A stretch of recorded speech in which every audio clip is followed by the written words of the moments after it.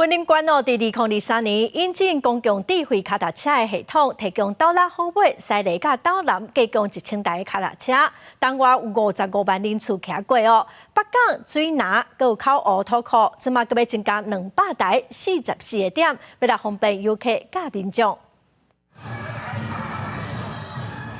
3月开始准备迎接挂乡的人潮，为了要互来到云林北港的乡镇卡也有游客，搁较深入游览附近的景点。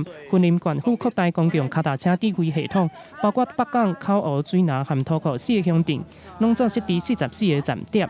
这4个乡镇启用了44个站点，投放了200台的一个电动辅助自行车。那当然，未来这44个站点，我们会再持续依照民众的需求，滚动式检讨，并且持续增设。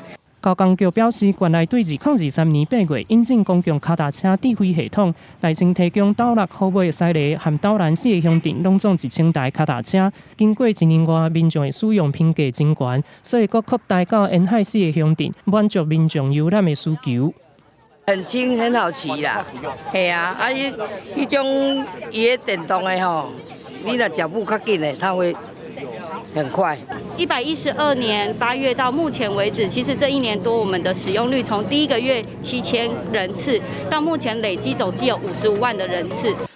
也有民众认为，沿海地区敢若200台脚踏车实在伤少啊。对此，交工局表示，逐工拢会照使用率来进行调度。也县府预计今年年底会阁投入1亿5千万，按算伫咧1年内底，互全部20个乡镇市拢设置站点，方便民众甲游客使用。公司新闻综合报道。